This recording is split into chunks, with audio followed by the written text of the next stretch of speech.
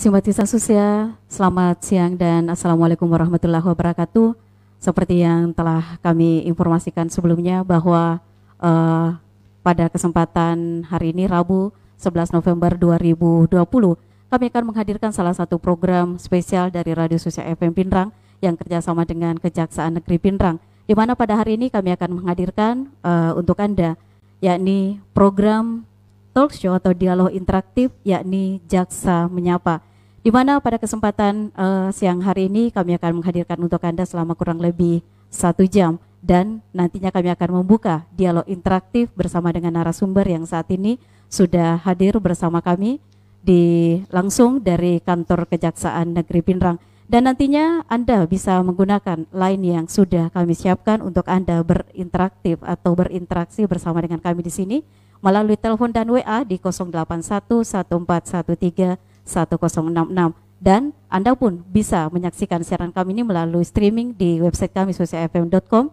melalui Facebook di Susia FM Pindrang, dan melalui YouTube di Susia FM Channel. Dan baik simpatisan Susia, sesaat lagi kami akan menghadirkan untuk Anda dialog interaktif Jaksa Menyapa. Saatnya Anda mengikuti dialog interaktif Jaksa Menyapa, sebuah program yang kami hadirkan untuk memberikan pemahaman hukum sekaligus konsultasi hukum kepada masyarakat, yang Anda dengarkan melalui Radio Susia 106,6 FM. Selamat mengikuti.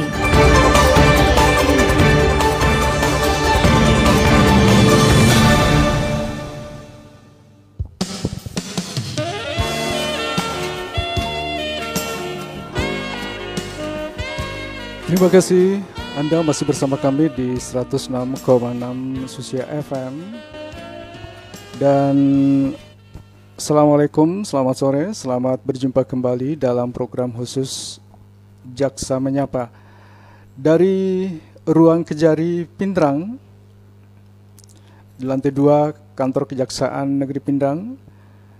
Kami dari Radio Susia FM bersama dengan 2 narasumber yang akan berbincang-bincang dengan masyarakat melalui interaktif nanti via telepon di 08114131066, juga melalui WA nomor yang sama 08114131066. Anda juga bisa menyimak melalui live streaming di YouTube channel Susia FM serta di Facebook Susia FM. Baik saudara, di Ruang Kejari, lantai 2 kantor Kejaksaan, saya bersama dengan 2 narasumber kami. Yang pertama itu Ibu yang kami hormati, Ibu Ayu Agung SH SOS MH MSI selaku Kepala Kejaksaan Negeri Kabupaten Pindrang. Selamat sore, Assalamualaikum Ibu Ayu. Waalaikumsalam Bapak. Selamat sore juga para pemirsa setia yang mendengarkan Radio Susia Pindrang ini. Ya, kemudian di sampingnya ada Bapak Kaspul Zen Tomia Prianto SH. Beliau adalah Kepala Seksi Intelijen Kejaksaan Negeri Kabupaten Pindrang. Selamat sore, Assalamualaikum Pak Tommy. Selamat sore, Assalamualaikum, dan selamat sore pemirsa audio video peserta pendengar simpatisan Radio Susia Pindrang.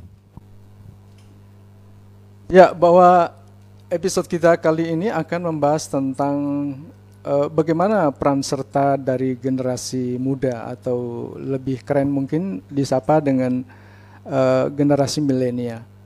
Kira-kira seberapa penting peran dari generasi milenial ini untuk ke depan? Mungkin Ibu bisa menjelaskan, dan apakah mereka harus lebih banyak tahu tentang hukum? Silakan Ibu Agung. Iya, kalau kita berbicara mengenai peranan generasi muda untuk membangun bangsa dan untuk tetap menjadikan negara NKRI ini memang tetap eksis untuk bertahun-tahun kemudian, itu pasti penting sekali. Karena di tangan mereka lah kelak tongkat estafet kepemimpinan dan untuk keberlanjutan negara NKRI ini memang di tangan para generasi muda ini. Nah, kemarin kita baru saja memperingati Hari Pahlawan 10 November 2020, itu Hari Pahlawan yang selalu kita peringati setiap tahun. Kebetulan tahun ini temanya mengenai pahlawanku sepanjang masa. Nah, di sini banyak sekali hal-hal yang memang harus kita ingat dengan jasa pahlawan ini. Mereka tuh rela mengorbankan nyawanya. Tidak peduli dia mau cacat, mau kehilangan nyawa, tidak peduli. Untuk supaya negara ini bisa berdiri.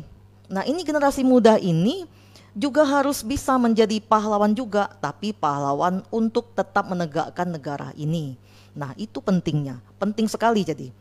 Apalagi banyaknya usia produktif di negara kita ini. Di negara kita ini banyak usia produktif nanti dalam kurun waktu menjelang Indonesia Emas nanti di tahun 2045 ya, kalau tidak salah Indonesia Emas itu ya. Nah, kemudian nanti di situ banyak sekali bonus demografi, dalam artian memang begitu banyaknya penduduk-penduduk yang usia produktif. Itu namanya bonus demografi. Nah, tetapi ini bisa menjadi bonus kalau apa? Kalau memang generasi mudanya memang berkualitas. Seperti yang dicanangkan oleh pimpinan kita, memang dia mempunyai kualitas dengan mental integritas yang baik, memang punya komitmen untuk tetap menegakkan negara ini, dia maju, termasuk juga teknologinya maju, dia bisa mempertahankan untuk tetap hidup memang dengan hidup yang baik untuk kemajuan dirinya sendiri maupun bangsa ini. Nah, itu memang berkualitas. Tetapi kalau seandainya memang tidak seperti itu, berarti kan bonus demografinya sia-sia. Nah, kalau sudah bonus demografi itu sia-sia, berarti kan itu kan tidak berguna. Nah, disinilah betapa pentingnya para generasi muda ini untuk tetap menjaga apa yang sudah diraih oleh para pahlawan kita ini. Nah, saya prihatinnya di sini karena banyak sekali anak-anak muda yang terlibat menjadi pelaku-pelaku tindak pidana. Iya, banyak sekali. Mulai dari narkoba, ya kan, mulai juga jadi ada yang menganiaya, bahkan ikut membunuh, mencuri, kemudian juga misalnya dia melakukan seks bebas, sampai dia melarikan pacar di zaman COVID ini. Sebenarnya sangat menyedihkan sekali. Nah, itu prihatinnya. Makanya kami dalam acara Jaksa Menyapa ini juga ingin ya menghimbau, ini mengetuk pintu para generasi muda. Ayo kita tetap bercita-cita untuk menegakkan negara ini bersama-sama. Jadi jangan sampai ini sudah diraih oleh para pejuang kita dengan darah, dengan nyawa, kemudian menjadi sia-sia. Nah, seperti itu pentingnya bagaimana para generasi muda ini memang dia harus sadar bahwa dia harus mempunyai kesadaran untuk bela negara ini, seperti itu. Ya, kalau saja generasi muda kita kali ini, saat sekarang ini dengan kemajuan teknologi, yaitu di era globalisasi yang banyak sekali tantangan-tantangan yang kompleks bagi generasi kita. Kira-kira di sisi hukum itu anak muda seperti itu bagaimana harusnya, Ibu? Ya, sebelum saya jawab pertanyaannya ya Pak ya, mungkin generasi muda harus sadar dulu ya. Sadar. Bela negara itu sebenarnya bukan hanya tugasnya militer. Jadi kalau dikatakan, saya kan bukan militer, bukan tentara, ya kan, bukan juga polisi, kok jadi bela negara? Tidak seperti itu. Karena sistem pertahanan negara kita itu sistem pertahanan rakyat semesta. Maksudnya apa rakyat semesta? Semua lapisan masyarakat, dari segala usia, dari semua profesi, apapun juga. Nah, bagaimana kita menjalankan tugas kita ini dengan sebaik-baiknya, itu berarti bela negara. Misalnya seorang ibu rumah tangga, dia mendidik anak-anaknya untuk menjadi anak yang baik, mengurus rumah tangga dengan benar, itu juga bela negara, karena kan akan menghasilkan generasi yang berkualitas. Atau seperti kami, jaksa. Nah, bagaimana kami menjalankan tupoksi kami dengan semaksimal dan seoptimal mungkin dengan integritas supaya menegakkan hukum ini, itu juga merupakan bela negara. Bapak misalnya dan ibu-ibu di radio ini juga memberikan berbagai macam info kepada masyarakat, ya, memberikan juga info yang baik, kemudian juga untuk yang ini kan info dari media sosial kan banyak ya, termasuk juga dari radio. Nah, itu juga bela negara. Nah, untuk generasi muda apa? Dia harus belajar dengan baik, mempunyai pendidikan yang baik, kemudian juga menata dirinya dengan baik agar nanti dia bisa menjadi generasi yang berkualitas itu. Nah, itu namanya bela negara. Nah, kenapa penting sekali? Karena sekarang ancaman itu tidak hanya dari militer.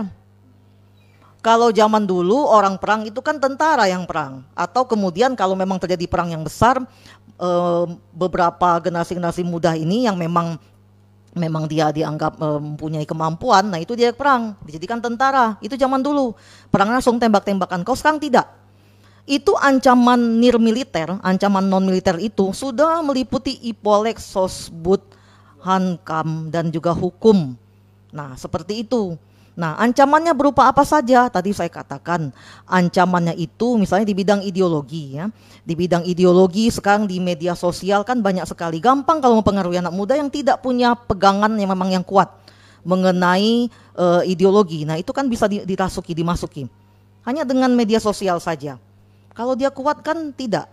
Nah, ini kan nanti jadi memecah belah persatuan. Dalam bidang politik juga seperti itu. Ya, kita harus sadar bahwa negara kita ini kenapa kita menjadi incaran dari negara-negara lain. Kenapa? Sampai saat ini sebenarnya masih banyak sekali negara yang ingin menghancurkan kita supaya kita terpecah belah. Berkacalah dari negara-negara tetangga terpecah belah. Seperti di Yugoslavia, ya, di Bosnia itu dia dipecah belah. Tadinya mereka kuat dipecah. Kalau kita dipecah saja, kita tidak akan sekuat ini. Ya, kenapa? Pertama, negara kita ini letaknya sangat strategis. Terletak di antara dua benua. Kemudian terletak di antara dua samudera. Dengan berbagai kekayaan alam, berbagai macam tambang minyak, termasuk tambang emas. Itu baru soal tambang saja. Bermacam-macam tambang ada di negara kita. Itu tambang. Kemudian lagi mengenai flora fauna. Flora fauna itu banyak banget yang ada, yang memang adanya hanya di negara kita. Banyak. Tinggal tergantung bagaimana ini sebagai generasi muda dan juga nanti memang mau mendedikasikan dirinya untuk, misalnya kalau memang ada yang punya minat, bakat dan kemampuan untuk meneliti, itu dijadikan untuk kemaslahatan memang hidup bangsa kita dan juga nanti bisa untuk bangsa lain, untuk obat-obatan dan lain sebagainya. Itu flora dan faunanya juga banyak sekali yang mungkin ada di negara kita saja. Belum lagi mengenai mengenai ini budaya. Budaya kita ini macam-macam. Ya. Sekarang aja semua anak-anak muda kan banyak tertarik dengan misalnya dari budaya-budaya luar ya, yang tadi modern, dan tidak apa-apa mempelajari itu. Tetapi jangan lupa kita harus punya ketahanan budaya juga nih, punya ketahanan budaya supaya kita tidak tergerus. Ada di beberapa daerah memang dia kalau setiap ada perkawinan, ada pembukaan suatu acara, mereka menari dengan tari daerahnya. Banyak seperti itu. Nah, kenapa tidak di setiap daerah mengembangkan hal itu? Itu karena ketahanan budaya. Nah, seperti itu. Nah, ini ketahanan budaya. Biar nanti kita tidak lama-lama tersingkir. Nah, kemudian juga yang tadi mengenai soal teknologi ya. Teknologi ini juga generasi sekarang ini juga harus melek teknologi karena semuanya ini sudah berubah dengan cepat dengan teknologi ini. Nah, jadi kalau kita ingin maju itu juga kita harus menyesuaikan diri dengan teknologi ini. Jadi itu tadi. Kenapa sekarang kita harus berhati-hati? Karena kita ini sudah diincar ya, banyak yang tidak tahu bahwa sebenarnya banyak sekali menginginkan kita terpecah belah. Skenarionya sudah disusun sedemikian rupa, tapi kita banyak tidak paham sampai ke sana. Makanya sekarang ini banyak sekali yang antar kelompok merasa dia yang paling benar, ya kan? Misalnya kemudian antar daerah merasa daerahnya yang lebih baik. Tidak. Semua daerah percayalah, kalau kita sudah pernah melakukan perjalanan dari Sabang sampai Merauke, dari Aceh sampai Papua, semuanya indah. Semuanya punya kelebihan. Semuanya punya sumber daya alam yang bagus, punya budaya yang bagus, baik tarian, kemudian juga mengenai kain-kain tenun. Nah itu kalau kita pakai ke luar negeri, kain tenun tadi misalnya pakai ke luar negeri itu mereka sangat sangat bangga dengan apa yang sangat senang dia. Wah ini kami sangat senang sekali kalau nanti bisa punya yang seperti kita, nah seperti itu. Nah sekarang ini kan banyak yang budaya-budaya negara tetangga ya tariannya, ya filmnya semuanya ini ya boleh saja menonton tapi jangan sampai kita yang tergerus. Nah seperti itu. Kalau teknologi ya pasti karena sekarang semuanya dengan teknologi, ya kan? Nah bagaimana generasi muda ini bisa eksis ke depannya kalau dia tidak melek teknologi? Nah memang dia harus menyesuaikan diri. Semua kehidupan harus menyesuaikan dengan segala perubahan yang dihasilkan oleh perubahan teknologi tadi. Kalau kita tetap ingin maju dan memang bangsa ini memang apalagi generasi mudanya memang harus menyesuaikan dengan hal-hal seperti itu. Kalau tidak ya lama-lama bisa dipecah belah, dijadikan misalnya pulau-pulau lama-lama terpisah-pisah, lama-lama tidak ada artinya. Memang itu yang diinginkan. Karena kan kalau dipecah belah kan tidak sekuat itu ya. Negara kita bisa besar gini karena kita kuat, karena kita banyak sumber daya alam manusianya banyak. Nah inilah kenapa kita harus menyadari bahwa memang sudah menjadi ini memang negara-negara yang kaya dan memang dia besar itu pasti akan berusaha dihancurkan oleh negara lain. Jadi kita jangan sampai memang jadi hancur karena memang diguncang dari bidang militer tadi. Karena sekarang kalau mau menghancurkan suatu negara, hancurkan saja ekonominya. Kemudian senjata biologis, ya kasih aja penyakit dengan virus apa, sudah. Mau menghancurkan ketahanan pangannya, virusnya aja, padinya dimatikan semua, tanaman dimatikan. Wah, kalau itu makanan pokok kita sudah semuanya kena hama, sudah ketahanan pangan udah hancur. Kasih virus, timbul penyakitnya penyakit mematikan misalnya, wah itu udah parah itu, nggak usah perang-perangan. Hancurkan generasi mudanya, narkoba, ya di mana-mana narkoba. Ini kita ada narkoba sebenarnya ini. Tiap hari ada saja perkara yang masuk mengenai narkoba ini. Dan pelakunya pun itu anak-anak, baik yang sebagai pencandu maupun juga pengedar. Karena mereka itu nggak paham kalau mengedar itu hukumannya jauh lebih berat daripada sekadar sebagai pencandu. Itu anak-anak ini banyak yang memang keluarga broken home, kemudian dia bergaul salah, nanti didekati sama pengedar, kamu mau nggak nyoba ini? Lama-lama menjadi edik, kecanduan. Terus nanti minta lagi, nanti saya kasih, tapi kamu ini ya, bawa ini barang ya kemana? Nah, lama-lama kan seperti itu. Nah itu jahatnya di situ, jadi harus sadar. Dan kalau sudah kena narkoba itu, kita seharusnya bersyukur ya, lahir sehat walafiat, cakep-cakep, cantik-cantik, nanti mulai merusak organ-organ dalam, itu udah nggak ada artinya lagi. Banyak yang sampai mati, nah seperti itu. Itu loh, kenapa kita memang harus memang waspada terus supaya kita tidak dihancurkan secara militer juga, nah seperti itu. Yeah. Ya, dan simpatisan sosial seperti yang telah kami informasikan tadi bahwa di dialog interaktif Jaksa Menyapa ini kami berikan kesempatan kepada masyarakat untuk bisa berdialog bersama dengan narasumber kami di kesempatan siang hari ini, dan line telepon yang kami siapkan 081 1413 1066. Ya, halo. Ya, halo, dengan Ibu siapa, Bapak? Assalamualaikum, selamat sore. Ya, waalaikumsalam warahmatullahi wabarakatuh. Dengan Bapak siapa? Ya, Ridwan di Jenderal Sudirman, Mbak. Ya, Pak Ridwan di Jenderal Sudirman, silahkan pertanyaannya. Ya. Oke deh, assalamualaikum untuk semua narasumber di Kejari Pindrang. Ya, waalaikumsalam warahmatullahi wabarakatuh. Sehat-sehat semua ya. Amin. Ini menarik sekali temanya hari ini tentang hukum untuk, maksudnya tentang membangun kesadaran bela negara ini, terutama yang milenial. Yeah. Nah, ini yang menjadi pertanyaan saya dan mungkin juga butuh penjelasan apa saja yang bisa menjerat kita terhadap Undang-Undang ITE. Nah, contoh-contoh kasusnya misalnya, terus yang kita tahu ITE ini sangat berkaitan dengan di era milenial sekarang. Iya. Nah, apakah juga hal ini atau undang-undang ITE ini berlaku di Kabupaten Pindrang, Bu.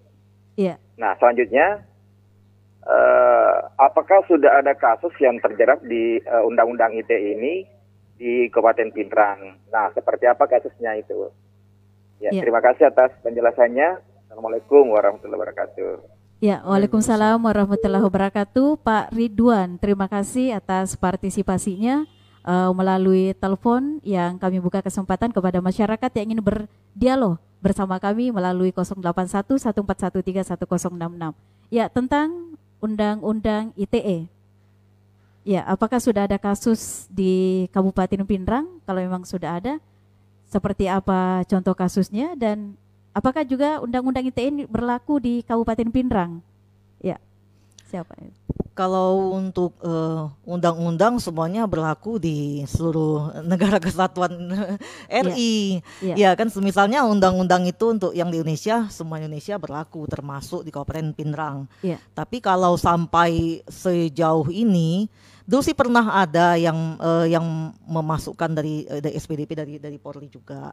Cuma sepertinya karena memang kasusnya ini memang sampai tidak ke kita lagi, mungkin ya ini ya waktu itu kan baru masuk ya, tapi memang tidak apa namanya, mungkin karena itu yang mengadu itu merasa memang dia oh ya saya mungkin ini ya sudah deh, tidak apa namanya, mereka mungkin ada yang minta maaf atau apa ya waktu itu ya, jadi maka tidak berlanjut itu semua. Tapi kita belum pernah ada sampai yang seperti Tapi itu itu sih. termasuk restoratif justice. Terima kasih. Saya tambahkan sedikit pemirsa audio video peserta pendengar, seperti yang Ibu sampaikan tadi bahwa namanya undang-undang ini berlaku seluruh Indonesia. Siapapun di negara mana, di kabupaten manapun tetap berlaku ini. Nah, artinya mungkin apa yang disampaikan Ibu bahwa undang-undang ITE untuk saat ini di Pindrang sini belum pernah ada yang naik sampai ke persidangan. Seperti yang tema kita yang minggu lalu tentang restoratif justice, ini karena sifat delik aduan ya, undang-undang ITE ini dia yang merasa dirugikan mengadu, sehingga ada pihak yang dirugikan adalah si korban ini, berkiblat kepada restoratif justice kemarin. Kedua belah pihak ini kemungkinan sudah melakukan perdamaian, artinya ada pemulihan keadaan dari si tersangka maupun dari si korban, sehingga dari pihak penyidik kepolisian mungkin tidak dilanjutkan ke kejaksaan untuk dilakukan penuntutan di persidangan. Saya rasa itu. Tapi hukuman yang diberikan sekiranya ada perdamaian begitu, apakah ada pesan moral kepada pelakunya agar tidak melakukan hal itu lagi atau bagaimana? Dan seperti tadi Pak, kasus seperti apa yang dicontoh? Ya, contoh kasusnya. Contoh kasus yang apakah pencemaran nama baik? Ya. Untuk contoh kasus, saya kebetulan juga di sini masih beberapa bulan, sehingga saya secara ini belum tahu secara keseluruhan tentang perkara tersebut. Teman dari pihak Pidom sendiri mungkin pernah tahu perkara itu adalah tentang pencemaran nama baik. Untuk lebih spesifiknya saya kasus posisinya belum tahu secara keseluruhan, tapi kalau ini adalah pemulihan keadaan, artinya antara pihak korban dan tersangka bersepakat untuk berdamai, dan untuk sanksi hukumnya otomatis adalah nanti dari kedua belah pihak lah yang mungkin ada suatu ganti rugi atau apa, itu adalah suatu sanksi bagi si pelaku sendiri, antara dengan dampak dari apa yang dia lakukan tersebut yang ditimbulkan melalui perdamaian restoratif tadi.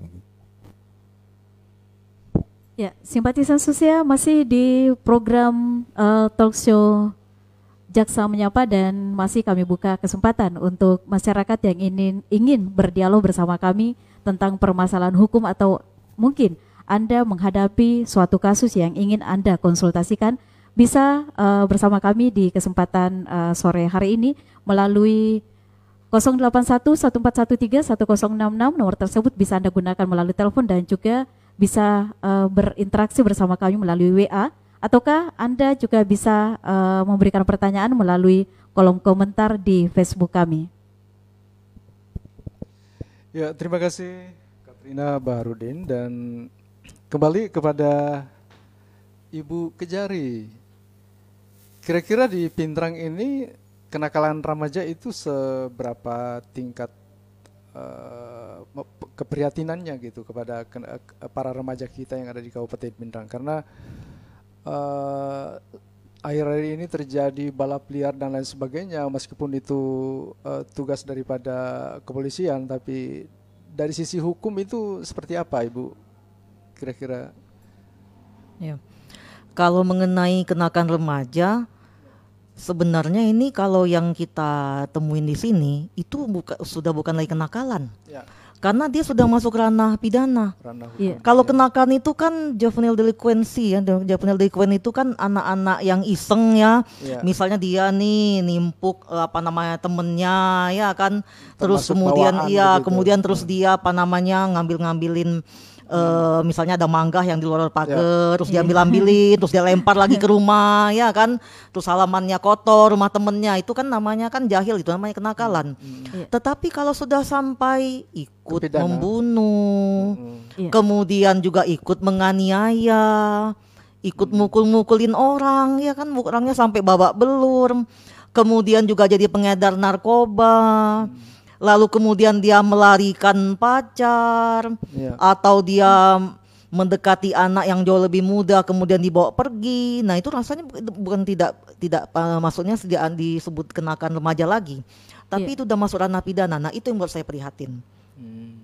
Selain banyak sekali kasus-kasus yang menimpa anak-anak remaja, anak-anak milenial ini, tingkat pendidikannya pun juga masih banyak yang rendah. Nah, ini biasanya saya sering kalau baca berkasus saya lihat pendidikan tidak tamat SD atau SD tidak berijazah. Padahal kelahiran tahun 2000 dan tahun 2002 itu kan menyedihkan. Iya. Nah, itu. Nah, jadi ini bukan hanya kenakan lagi, tapi betapa banyaknya anak-anak muda yang sudah terlibat dengan hukum. Dia jadi anak-anak yang sudah terlibat dengan hukum, ini sudah bermasalah, dia sudah menjadi pelakunya. Nah, ini kan sangat disayangkan. Nah, mau jadi apa generasi muda kalau memang sudah banyak yang seperti itu? Bahkan kemarin ada yang terlibat, anak belasan tahun ini terlibat jadi mucikari nih saya ini. Oh. Nah, itu kan lebih parah lagi. Saya Iya. sampai tanyakan, Iya. kamu tahu nggak itu salah? Iya. Kok bisa-bisanya kamu menjual temanmu sendiri? Nah, seperti itu. Ini kan salah. Ini dapat ajaran dari mana ya sampai seperti itu? Nah, ini kan bukan kenakan lagi. Kalau dia cuma balap-balap gitu kan, terus bikin berisik, atau dia cuma usil ya, temen timpuk-timpukin pakai telur, kan ada yang kayak gitu. Nah, itu namanya nakal-nakal aja. Nah, itu masih pantas. Ini tidak nakal lagi. Sudah nggak lucu lagi kalau kata orang-orangnya seperti itu. Ini udah persoalan besar ini. Betapa banyaknya anak-anak yang memang terlibat di dalam tindak pidana ini. Jadi dia jadi bermasalah ini. Jadi dia bermasalah karena dia terlibat jadi pelaku tindak pidana. Nah, ini yang menyedihkan tuh di situ. Termasuk begal juga. Gitu. Begal waktu itu ada, memang dia ikut begal gitu. Jadi dia itu boncengan dengan orang dewasa. Nah, kebetulan, nah ini lagi saya katakan tadi, kebetulan Nana ini dia ikut orang dewasa ini karena berteman di tempat nongkrong itu. Ya, jadi mungkin kan orang tuanya kan sebenarnya gak peduli ya kan, tidak pulang tidak dicari, gak peduli anaknya makan siapa yang ngasih, dapat dari mana makan. Akhirnya sama orang dewasa ini kan diajak maling, diajak begal orang, diajak lagi misalnya untuk biasanya anak-anak yang ini kan biasanya kan dia di ini nih suruh bawa motor tuh. Dia suruh nunggu tuh. Nanti yang mencuri masuk dalam rumah itu yang orang dewasa itu. Atau juga dia misalnya ya tadi jadi pengedar narkoba tadi, karena dia bergaulnya dengan para pengedar narkoba. Diajak jadi ini meretelin motor-motor orang itu. Dia ikut-ikut meretelin motor, kemudian dia jual kepada penada. Nah, seperti itu. Udah sampai sebegitunya prihatinnya di situ. Makanya saya di sini kami ya memang ingin Jaksa Menyapa ini menghimbau, ayo para generasi muda, negara kita ini negara yang kaya raya, sangat makmur, bersyukur kita di sini.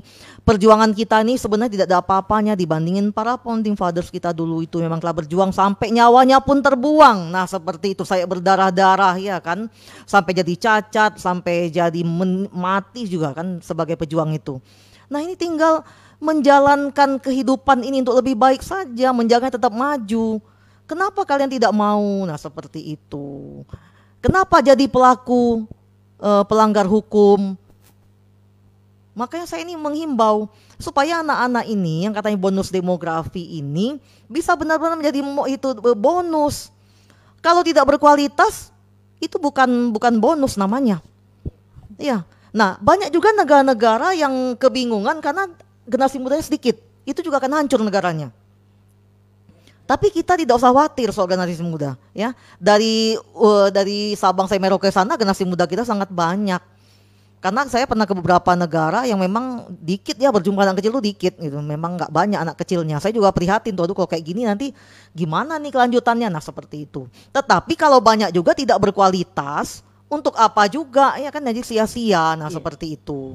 Saya memang menghimbau ini supaya dia tidak menjalankan tugasnya dengan baik. Ya kamu tugasnya belajar, bagaimana menata masa depanmu sebaik mungkin. Itu tugasmu sebagai pelajar, sebagai mahasiswa, sebagai seorang anak. Untuk hidup yang lebih baik, untuk kemudian bersama-sama membangun negara ini sesuai dengan yang diharapkan para pahlawan itu. Jangan melanggar hukum, jauhi itu pelanggan-pelanggan hukum. Nah seperti jangan merusak dirimu yang sudah lahir dengan baik, fisik baik, psikis baik. Nah seperti itu, makanya sedih banget. Belajarlah, jangan putus sekolah. Kenapa kok anak milenial SD tidak berijazah, tamat SMP tidak berijazah. Nah jangan seperti itu. Padahal kan di bagian lain kan orang-orang sudah begitu majunya. Kenapa tidak ada motivasi diri untuk lebih baik? Nah seperti itu. Itu prihatinnya kita di sana, Pak. Makanya kita menghimbau ini di acara ini supaya mereka tergerak kembali. Apalagi kemarin kan baru Hari Pahlawan. Nah seperti itu. Peran orang tua sangat penting juga. Iya. Ya, dan seperti apa kira-kira konsep bela negara ini yang cocok untuk kaum milenial kita? Ya tadi, bela negara kita ini kan, bela negara ini kan bagian mencintai ya, mencintai negara ini kan bela negara ini.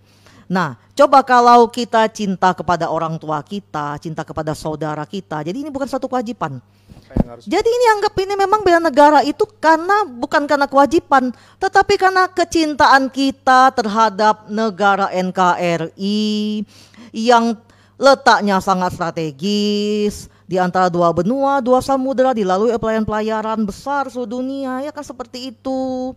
Alamnya sangat indah, kekayaan alamnya berlimpah ruah, mulai dari kebun, tambang, kemudian palawija, flora fauna, hewan, makanan, kuliner semuanya, tenun-tenun ikat, ya baju semuanya segala macam itu. Bagusnya kita ini kalau kita bersatu itu tentu kita benar-benar akan kuat. Nah itu harus kita hargai. Kenapa kita tidak bersatu untuk tetap menjaga ini semua? Kita ini kan halaman tropis, enak. Coba di musim dingin. Kalau musim dingin kita nggak bisa kemana-mana. Apalagi di daerah-daerah kawasan seperti di Eropa Timur. Jangankan yang seperti di sana, yang musim dinginnya minusnya bisa sampai, ada yang minusnya sampai -20 derajat lebih ada. Itu minus. Biasa-biasa saja nih kalau di musim dingin, kalau dia sudah 2 derajat, 4 derajat, itu kita tidak bisa seperti ini. Nah, kan tidak, memang alam kita ini bagus sekali. Nah, itulah makanya betapa kita sangat seharusnya bersyukur dengan alam yang seperti ini, begitu indahnya. Kan ada negara yang memang lebih banyak saljunya, ya kan, lebih banyak musim saljunya.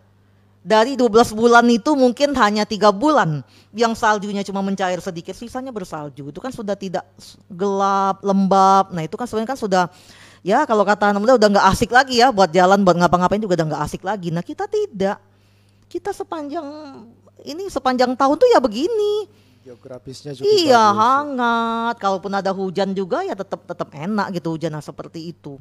Kenapa kita tidak mencintainya sepenuh hati, ya kan?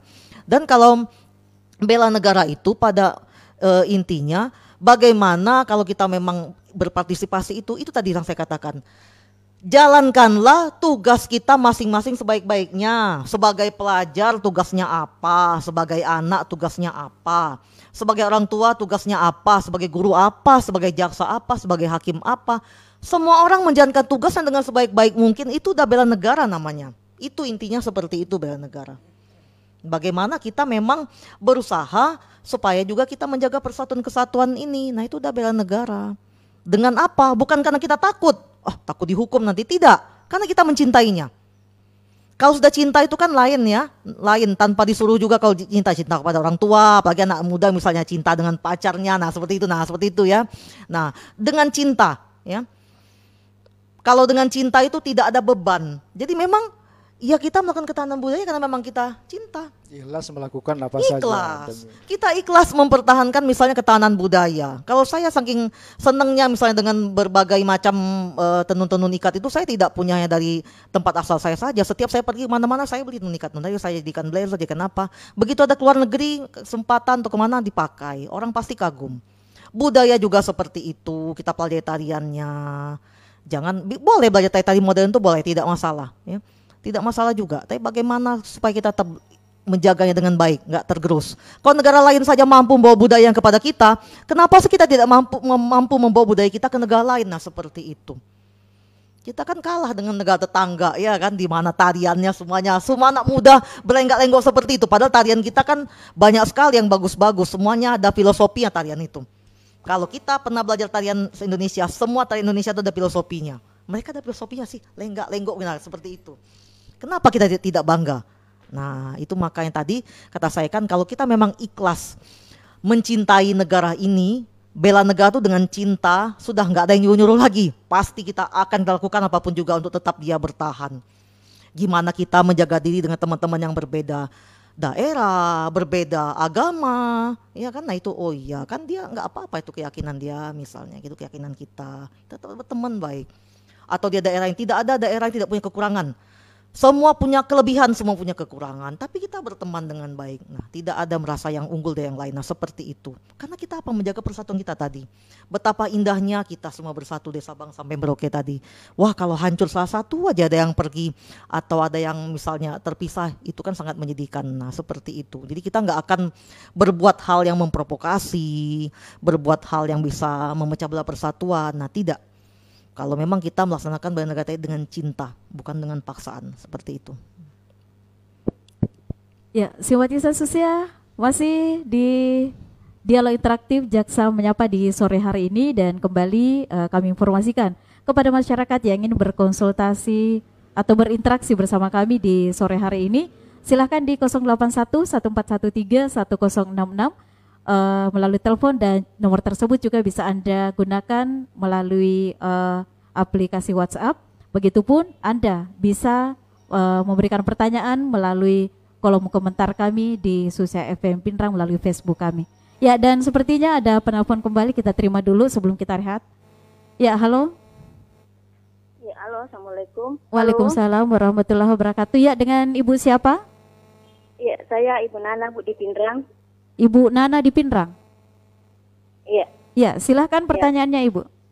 Ya, assalamualaikum warahmatullahi wabarakatuh, Ibu. Ya, waalaikumsalam warahmatullahi wabarakatuh.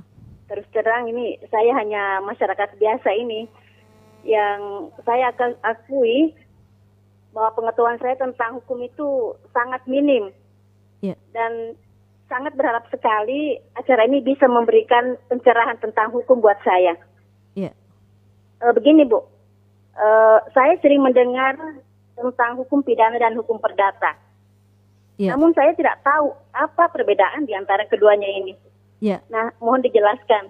Pidana Terus, dan perdata. perdata. Ya. Iya. Terus pertanyaan yang kedua, Ya. persoalan hukum apa saja yang ditangani oleh kejaksaan? Ya, sekiranya itu pertanyaan saya. Sekian, assalamualaikum warahmatullahi wabarakatuh. Ya, waalaikumsalam warahmatullahi wabarakatuh. Terima kasih untuk Ibu Nana yang ada di Pindrang atas dua pertanyaan yang sudah dilontarkan. Ya, ternyata ini keluar dari tema kita ya. Ya, tentang hukum pidana dan perdata. Apa perbedaan di antara keduanya? Begini, Ya. kalau perdata itu Ini kan dia mengenai hubungan antar orang dengan orang atau juga antara orang dengan badan hukum. Jadi di sini memang ada namanya manusia hidup itu kan pasti ada persinggungan antara orang dengan per orang. Kemudian atau juga antara orang dengan badan hukum atau badan hukum dengan badan hukum. Misalnya perjanjian, ya kan? Perjanjian. Misalnya saya berjanji misalnya dengan Bapak nih mengenai apa? Mengenai jual beli atau sewa menyewa. Atau bisa jadi lembaga pemerintah ataupun BUMN membuat juga perjanjian, misalnya perjanjian untuk membangun suatu gedung, ini misalnya untuk BUMN yang konstruksi misalnya seperti itu. Itu namanya perdata, karena memang dia mengurusi masalah tadi, masalah antar orang dengan orang atau orang dengan badan hukum atau antar badan hukum tadi. Nah, di sini di keperdataan ini memang ada perjanjian misalnya, nah seperti itu. Nah itu kan nanti kan biasanya kan bisa saja timbul masalah, itu kalau perdata.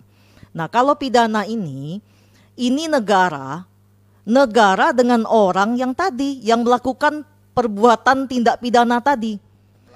Melanggar hukum tadi. Jadi dalam hal ini negara melawan orang yang melakukan tindak pidana tadi. Nah seperti kita, jadi kita ini kan atas nama negara ya. Nah kita sebagai penuntut umum, dalam hal ini mewakili negara, menuntut orang yang tadi yang melakukan tindak pidana tadi. Nah, di situ. Itu di situ apa namanya kalau mau gampangnya ya. Jadi kalau saya menjelaskannya tidak per definisinya itu langsung saya jelaskan supaya nanti daripada bingung-bingung si ibu ya kan. Nah, seperti itu. Itu contohnya. Tapi kalau saya misalnya ada berjanji sewa menyewa, tahu-tahu ada terlibat sengketa, misalnya kan di dalam perjanjian itu kan ada hak dan kewajiban. Kewajiban pihak pertama apa, yang kedua apa. Nah kalau salah satu tidak terlaksana, misalnya pihak ke satu merasa, wah ini kok mestinya nih pihak kedua ada nih memberikan apa gitu prestasinya, itu kan hal yang harus dia penuhi, tapi tidak. Nah itu dapat kita melakukan gugatan. Nah itu namanya masalah keperdataan. Nah seperti itu.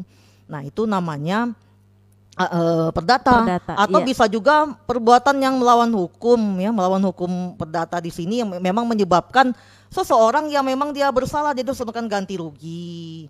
Nah kalau misalnya ada orang nih, dia nabrak rumah orang sampai hancur. Nah terus kan ya diganti dong, masa nggak diganti? Nah seperti itu ya, walaupun sengaja nggak disengaja ya udah salah ya kan, dia diganti aja kan, memang dia rumahnya hancur atau ada banyak. Nah seperti itu. Tapi kalau pidana tadi itu tadi, jadi negara dalam hal ini diwakili misalnya ini jaksa kan harus menuntut yang menghadapi orang yang tadi yang melakukan tindak pidana tadi. Nah itu pidana di situ. Ya, saya memang tidak memberikan definisinya di buku-buku karena supaya si ibu mengerti seperti itu. Lebih mudah. Iya, lebih mudah biar dia paham. Biar dia paham. Nah, seperti itu. Iya. Terima kasih untuk Ibu Nana yang ada di Pinrang. Semoga saja sudah bisa dimengerti dan sudah dipahami tentang perbedaan hukum pidana dengan perdata. Dan tadi masih ada pertanyaan kedua. Kasus hukum apa saja yang ditangani di Kejaksaan Negeri? Iya. Banyak sebenarnya. Iya. Baik. Kewenangan mungkin berbicara mengenai tupoksi ya, kewenangan. Di materi minggu kemarin kita juga pernah jelaskan juga tupoksi kejaksaan. Iya. Tupoksi utama kejaksaan adalah sebagai penuntut umum tertinggi di Indonesia ini. Artinya semua penuntutan itu dikendalikan oleh pihak kejaksaan di situ. Tapi di luar dari tupoksi kita sebagai penuntut, kita diberikan juga tugas tupoksi lain. Nah, dalam hal ini dalam tindak pidana tindak pidana khusus yaitu dalam tipikor, kita juga memiliki kewenangan melakukan penyidikan, penuntutan bahkan sampai eksekutor. Artinya semua kita yang tangani kalau untuk khusus tipikor selain dari KPK dan Polri ya. Tapi kalau untuk pidana umum ini adalah hak-hak yang merugikan orang pihak lain, Nah, kepentingan umum, ya mungkin ini penjabarannya adalah dari hukum pidana tadi, itu adalah diwakilkan dari kepentingan umum ini diwakilkan oleh aparatur pemerintah penegak hukum. Dalam hal ini adalah kepolisian, kejaksaan maupun hakim. Nah, di sini peranan kita mewakili kepentingan hukum, bukan kepentingan si orangnya itu. Arti dengan ada akibat hukum yang ditimbulkan kepada si korban, di situ ada kepentingan umum juga yang terlanggar juga. Di situlah kita mewakili negara mewakili untuk kepentingan umum, di situ yang pidananya. Di situ kalau untuk pidana umum penyidiknya adalah Polri. Nah, nanti dari hasil penyidikan Polri akan diserahkan kita melalui SPDP dan berkas tahap 1. Disitulah kita melakukan penelitian. Apabila kita anggap belum lengkap, kita kembalikan kepada Polri untuk dilengkapin yang persyaratan formil dan material. Apabila sudah lengkap, kita P21 sehingga untuk melakukan surat dakwaan dan kepenuntutan. Tupoksi, itulah tupoksi kejaksaan secara umumnya. Iya. Mungkin kalau secara khususnya mungkin banyaklah, terlalu luas untuk Mungkin ini Bu, Iya. kalau soal kasus tadi di sini kan pertama tadi kan kasus narkoba ya, banyak sekali. Iya. Pelakunya mulai dari anak-anak milenial sampai dengan kayak kakek umur 59 tahun juga ada. Begitunya alasannya supaya kuat nyangkul. Nah itu kan, nah itu narkoba banyak sekali. Makanya tadi kita katakan sebenarnya Pindrang darurat narkoba. Nah seperti itu. Kemudian ada lagi kasus penganiayaan. Iya. Kenapa masyarakat di sini kok gampang tersulut emosinya? Untuk hal-hal yang sebenarnya nggak prinsip banget. Iya. Kecuali memang udah harga diri, memang bela diri dalam keadaan terpaksa, ya kan mungkin masih masuk di akal. Tapi kalau untuk hal yang tidak penting, kemudian jadi mukul-mukul orang, nah itu banyak sekali penganiayaan itu. Dan mereka semuanya lapor polisi. Jadi diharapkan bagaimana masyarakat menahan emosinya. Kita saja marah ini, kalaupun kita marah, mau mengeluarkan pembicaraan tuh mesti mengatur kata-kata dulu. Iya. Saya kalau marah sama orang, saya mikir dulu, aduh kata-kata apa nih yang pantas nih supaya orang tahu saya lagi marah. Nah seperti itu. Iya kan, kita mikir dulu ini enggak. Iya. Lagi nggak enak perasaan ada orang lewat depan rumah, klakson apa, kereng-kereng kayak gitu ya. Dikejar, dibawa batu, lempar kepalanya, kena. Ya marah, orang kan ngadu ke polisi. Iya. Penganiayaan banyak sekali. Penganiayaan. Iya. Nah seperti itu. Ada juga kasus KDRT ya kan, tapi nanti tahu-tahu udah baik lagi ya kan. Nah coba ini kan untuk ketahanan keluarga juga. Nah seperti itu. Juga kasus pembunuhan juga banyak, terutama masalah warisan. Kenapa tidak duduk bersama menyelesaikan masalah warisan, kok jadi bunuh-membunuh? Nah seperti itu. Jadi di sini masalah kasus narkoba, masalah kasus mengenai apa namanya tadi penganiayaan itu dan pembunuhan itu juga banyak. Dan yang lebih menyedihkan lagi, kasus pelecehan seksual pun banyak. Banyak ya, iya. Saya sedih. Iya. Kalau kota tidak ramah dengan anak kecil lagi bermain-main di depan rumah neneknya yang nggak dijaga, itu dilecehkan. Umurnya berapa? 6 tahun, 7 tahun. Ini kasusnya baru masih berjalan. Iya. Loh apa seperti itu? Nah ini kan sebenarnya kan sangat prihatin. Iya, ya kan, kita prihatin sekali. Iya. Bagaimana lagi sebenarnya anak-anak mau hidup nyaman. Mereka main depan rumah neneknya saja sama sepupunya ya kok didatengin predator. Kalau saya katakan predator ya, yang suka dengan anak kecil seperti kan seperti ini ya, apa namanya, dia seperti memangsa anak kecil seperti itu kan. Namanya kan udah jahat sekali. Nah itulah, itu banyak juga. Iya. Jadi memang kita punya kewajiban untuk hati nurani, mengetuk hati nurani masyarakat supaya mereka punya kesadaran ini untuk yang tadi, yang bela negara, agar mereka bisa mempertahankan negara ini ya, ikut mempertahankan negara ini dengan sebaik-baiknya, dan juga jangan sampai melanggar hukum. Iya. Kalau melanggar hukum tadi kan berarti kan memang dia tidak cinta negara itu sebenarnya, bukan bagian bela negara seperti itu. Nah itulah tadi. Iya. Itu dia. Itu yang ingin disadarkan bagaimana mereka. Kita ingin mengetuk pintu hatinya. Ayo sadarlah, ya kan ini kan sudah bagus hidup di zaman sekarang ini. Tidak perlu perang-perang tembak-tembakan ya. Kalau dulu tuh kan mengerikan sekali. Coba lihat peperangan seperti itu. Janganlah melanggar hukum lagi. Nah itu. Ya, baik. Saudara pendengar ya, masih bersama kami di 106,6 Susi FM Pindrang di kesempatan sore hari ini dalam program Dialog Interaktif Jaksa Menyapa. Sudah 45 menit kita bersama tanpa terasa, dan sesaat lagi kita break sejenak ya, dan kita akan kembali tetap di 106,6 Susi FM Pindrang. Ya, kembali lagi bersama kami di 106,6 Susi FM Pindrang kesempatan sore hari ini dalam dialog interaktif program spesial kami Jaksa Menyapa, di mana program ini hasil kerjasama Kejaksaan Negeri Pindrang bersama dengan Radio Sosial FM Pindrang. Dan simpatisan Susia, untuk kesempatan sore hari ini masih kami buka kesempatan untuk Anda yang ingin berdialog bersama kami melalui telepon di 081 1413 1066, dan nomor tersebut bisa juga Anda gunakan melalui WhatsApp, dan juga Anda bisa melemparkan pertanyaan melalui kolom komentar kami di Susia FM Pindrang melalui Facebook. Ya, dan simpatisan Susia, untuk sesi berikutnya, ya mungkin ini ada hubungannya tentang di luar daripada tema kita, tapi masih ada juga sih hubungannya dengan milenial. Ya, apa tanggapan Ibu tentang pernyataan Ibu Mega bahwa apa sih sumbangsi kaum milenial terhadap bangsa dan negara, dan mengapa masyarakat kita sangat pesimis tentang undang-undang Cipta Kerja ini sehingga mereka berdemo? Ya, apa yang mereka khawatirkan tentang undang-undang Cipta Kerja ini? Kalau sumbangsi milenial, tadi yang saya katakan, milenial ini kan diharapkan memang dia ini untuk menerima tongkat estafet pembangunan.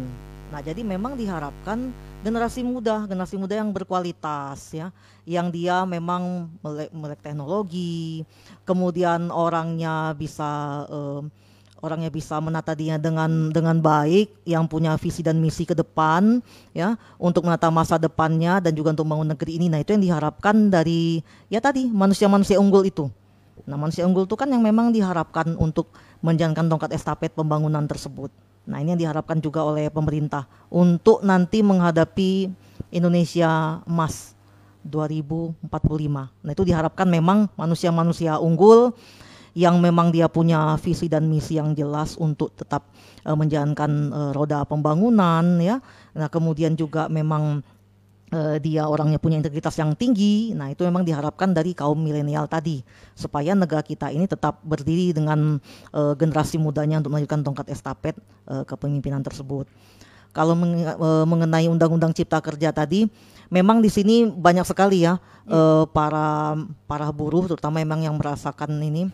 Dari itu ada beberapa hal yang mungkin sangat memang mereka tidak terima. Contohnya seperti soal pesangon, seperti itu. Jadi mereka tuh sangat takut kalau sampai seandainya itu dikurangi. Nah, itu contohnya. Memang undang-undang ini memang masih ada beberapa hal yang banyak sekali memang terutama yang kaum pekerja, ya, yang merasa ini kok tidak diakomodir lagi pada undang-undang yang sekarang. Nah, seperti itu yang mereka khawatirkan, supaya jangan sampai apa-apa yang sudah ada selama ini jangan sampai dihilangkan. Nah, intinya seperti itu. Jadi karena mereka merasa itu ada yang tidak diakomodir lagi, makanya jadi ini kan mereka, supaya jangan sampai itu terjadi, ya mereka harus ya itu tadi ya, unjuk rasa semacam itu lah. Aksi demo.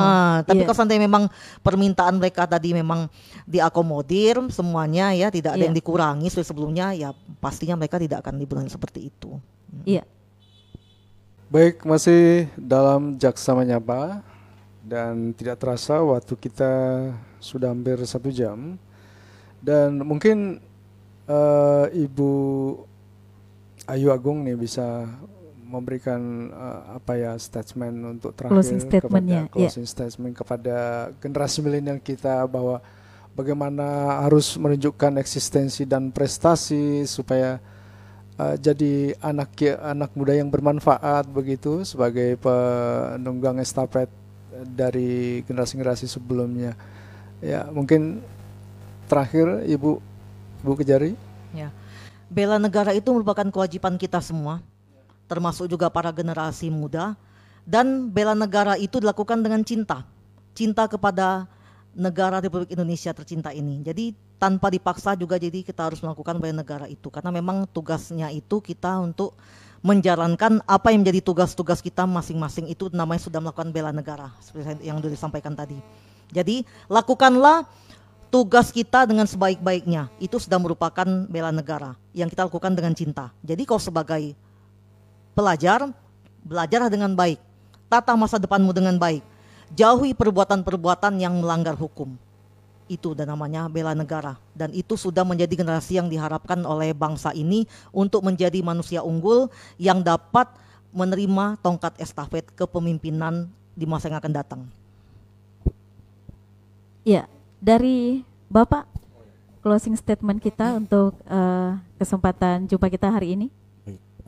Pemirsa audio video peserta pendengar simpatisan Radio Sosial Pindrang, mungkin pesan-pesan saya kenali hukum, jauhi hukum. Artinya dia harus mengenal hukum itu seperti apa, dia mengatur hidup dalam bermasyarakat itu seperti sampai apa. terjerat hukum. Jangan sampai terjerat hukum. Makanya dia harus jauhi hukum.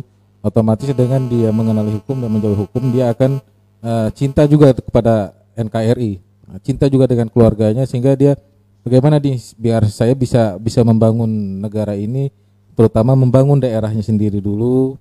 Otomatis dia harus sekolah dengan bagus, mencari berusaha dengan bagus. Nah, itulah yang menumbuhkan otomatis dia dengan cinta hukum, jauh hukum, dia cinta sendiri dengan negara sendiri. Iya.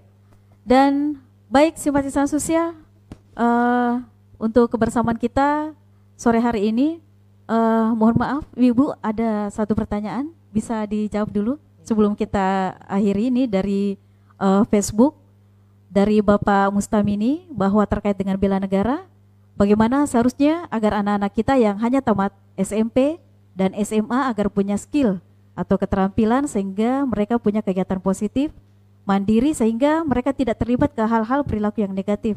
Nah, mungkin ada saran-saran atau himbauan kepada pihak-pihak terkait agar para pengangguran putus sekolah bisa punya keterampilan khusus. Ya, ini mungkin adalah pertanyaan terakhir kita untuk sore hari ini sebelum kita tutup acaranya. Ya, silakan. Ya, mungkin dengan mengadakan pelatihan-pelatihan kerja ya. Iya. Ini pelatihan-pelatihan kerja itu memang harus banyak, meliputi misalnya keterampilan untuk bengkel, atau juga keterampilan untuk menjahit. Kemudian juga kan berbagai hal yang memang diharapkan untuk bisa membangun di daerah kita ini. Jadi nanti ini memang ada pihak terkait yang memang harus memberikan suatu tempat untuk pelatihan-pelatihan kerja bagi anak-anak putus sekolah ini. Jadi mereka tidak melakukan kegiatan-kegiatan yang bisa melanggar hukum nantinya, karena punya kegiatan. Iya. Ya, itu memang harus seperti itu. Iya. Ya, terima kasih untuk Bapak Mustamini Kilas. Semoga saja bisa dipahami dan bisa dimengerti, dan semoga saja ini menjadi salah satu masukan yang terbaik untuk kita. Dan mungkin pertanyaan-pertanyaan yang belum sempat masuk dan ya masih tersimpan, dan semoga saja bisa dipending untuk episode-episode berikutnya kita bertemu dalam acara Jaksa Menyapa. Ya, Ibu. Ya. Baik.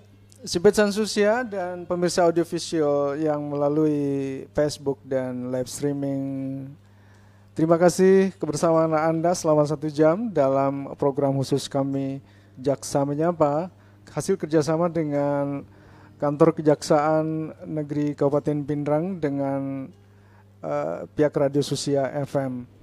Dari tema kita kali ini yaitu tentang generasi muda, semoga saja ada motivasi dan generasi kita punya inisiatif untuk berbuat lebih baik untuk bela negara kita tercinta ini. Dan terima kasih Ibu Ayu Agung SH Esos MH MSI selaku Kepala Kejaksaan Negeri Kabupaten Pindrang. Terima kasih Ibu. Ya. Dan terima kasih juga Bapak Kaspul Zen Tomia Prianto SH selaku Kepala Seksi Intelijen Kejaksaan Negeri Kabupaten Pindrang. Terima kasih Bapak. Ya. Terima kasih. Baik, pendengar simpatisan sosial, di lain kesempatan kita bersama lagi dan kita akhiri. Selamat sore dan wassalamualaikum warahmatullahi wabarakatuh. Waalaikumsalam.